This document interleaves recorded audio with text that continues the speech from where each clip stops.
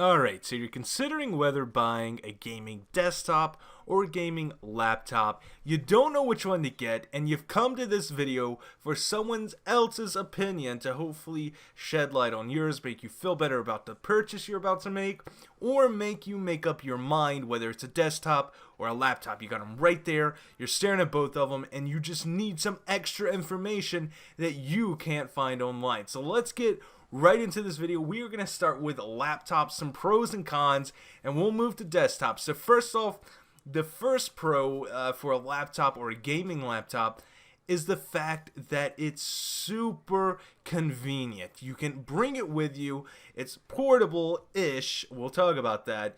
And it's something you just bring over to your friend's house, play a game, and just have some fun. You know, you don't have to worry about lugging around a big box and having your monitors with you and your keyboards and your mouse and all that stuff and worrying about setting it up, looking for extra plugins on the wall.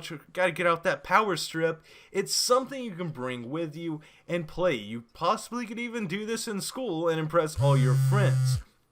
A next pro to a laptop is the fact that not only is it more cutting edge, it's kind of a cool thing to have. You know, not a lot of people have a gaming laptop, but it's something that is kind of like a staple. You can say, oh man, I got that Alienware, I have that MSI, or if you're fortunate enough to have a Razer Blade, you can pull that thing out and people will be envious, whether they're console players or PC players. They look at that and be like, you can play games on that. And all you gotta say is yes. So let's move on to some cons. And unfortunately, the cons outweigh the pros when it comes to gaming laptops. So first off, we're gonna talk about form factor. They're thick, and not the good kind of thick. They're super heavy, and it's pretty much like carrying around a brick with you everywhere you go. And I know some of you guys are like, yeah, but the Razer is just as thin as the new MacBook Pro, and it's a gaming laptop. Yes and no. The Razer Blade thermal throttles, and what that means is whenever you're gaming on that thing and you're putting the screen to use basically, and all your cores and your hard drive and your video card, thing heats up and it starts slowing down.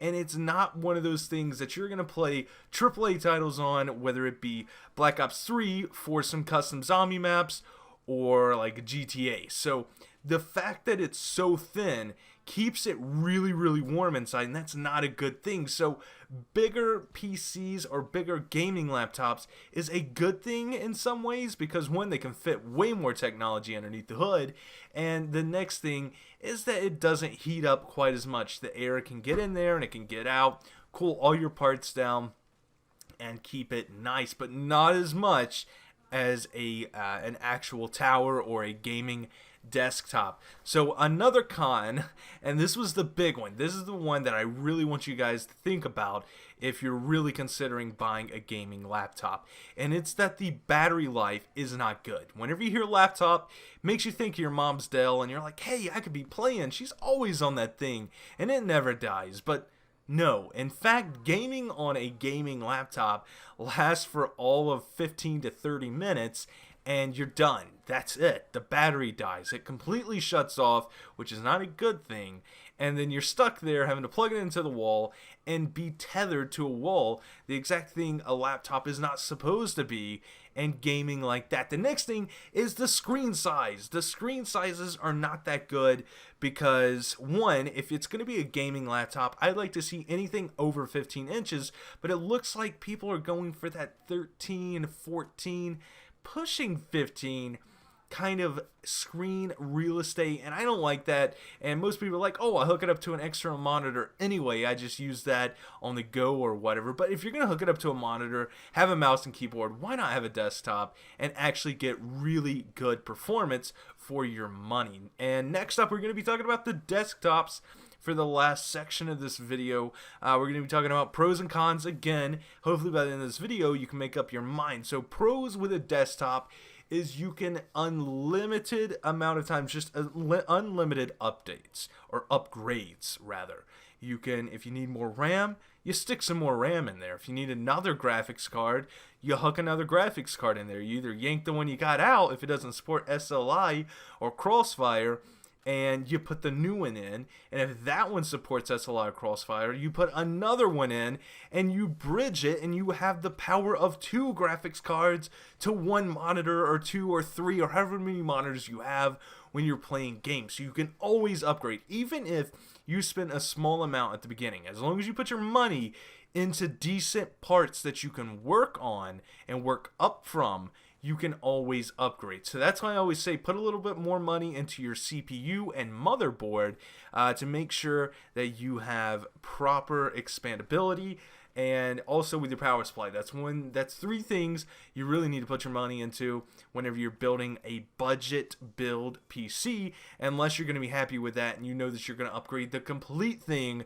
in a few years. So that's something to look forward to in a desktop. The next kind of pro for a desktop is that you're getting actual performance. So as with a notebook, you're getting the M versions or the mobile version. You're getting a mobile graphics card.